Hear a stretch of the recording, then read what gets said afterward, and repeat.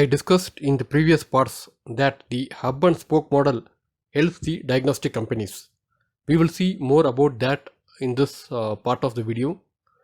Just to quickly recall what we saw in part 4. Part 4 we discussed the diagnostic industry ecospace, where I discussed about the logistics when I threw more light on the hub and spoke model. There are different kinds of labs like reference labs, satellite labs and collection center, and what each lab is capable of and how logistics coordinate between these different units. So I request you to please watch the part 4 of this series for better understanding of this particular part. So this is the representation of the hub and spoke model. In the example, what you see, the sample is collected from a rural area or some and is transported to the national reference lab. Activity 1 is the collection of sample and activity 2 is assigning the sample to the national reference lab. So both these activities happen in the collection center of the diagnostic chain. Then activity 3 is transporting the sample, which is taken care by the logistics, who transport the sample from the collection center to the reference lab through road and air. Then activity 4 is the testing of the sample, which is done at the national reference lab of the diagnostic chain. And finally, the results are posted back to the collection center or to the customer directly, which is the activity 5. And now of course you have online options as well. So this is a high level in which the hub and spoke model works. One biggest social benefit because of this model is that the diagnostic services, even for a complex or a rare test, is available even in the remote part of the country. This is the hub and spoke model of the Metropolis diagnostic chain. It's taken from their investor presentation. On to the left, you see the individual customers, that is the B2C customers, where the samples are collected through home collection or through lab or collection centers and sent to the reference lab. And on to the right, you see the B2B customers, which are to preferably hospitals and other laboratories, which they collected and sent it to the reference labs.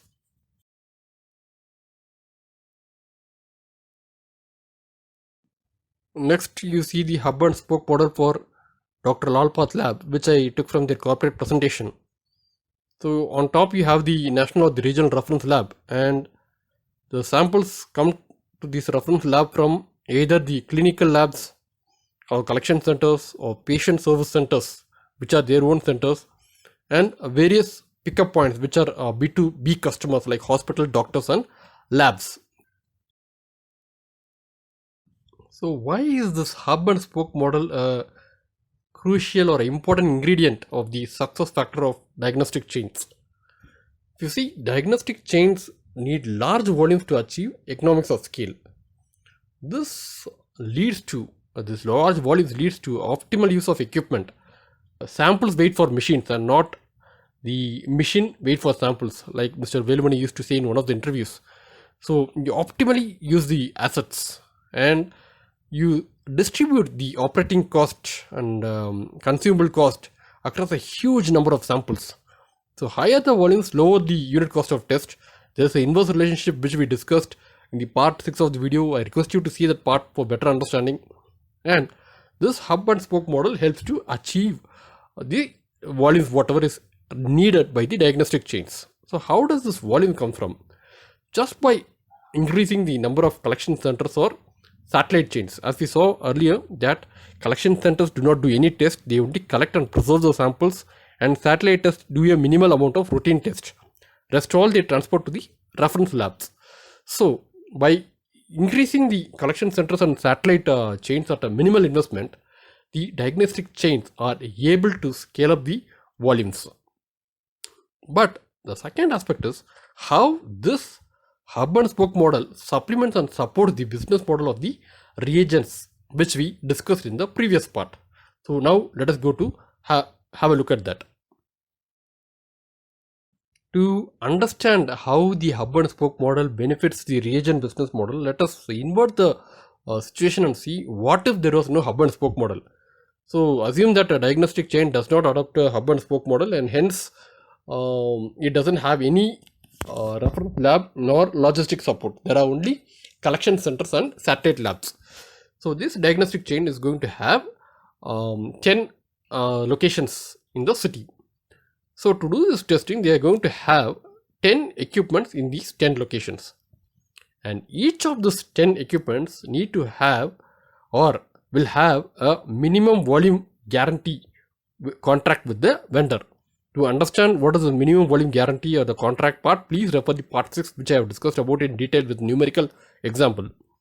So having a contract for 10 such machines, the diagnostic company has to generate sufficient volumes for each of these 10 equipments to break even.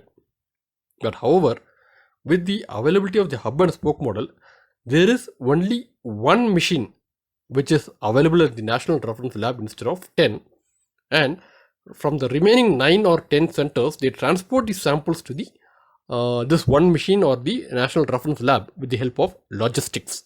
The outcome is less investment on machines. So they are not going to buy 10 machines, they are going to buy only one machine, and the minimum commitment of reagent is less by 90%. So you are going to have a minimum commitment for only one machinery against 10. And the third interesting aspect is the 10 times volume goes to one equipment against the 10 times against one machine getting one volume. So here it's almost 10 times volume which goes to one equipment, and leading to the volume or less unit cost benefit, which we saw in the part 6. And needless to say, because of this high volumes to one equipment, the diagnostic chain is going to get discounts on the purchase of reagents over and above the minimal contract volumes. I repeat, to understand this particular slide better, request you to see the part 6 of this video series.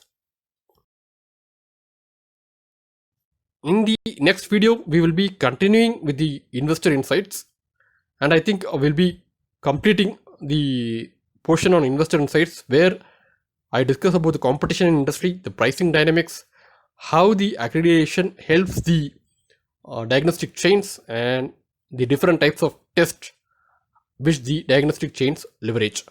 Thank you.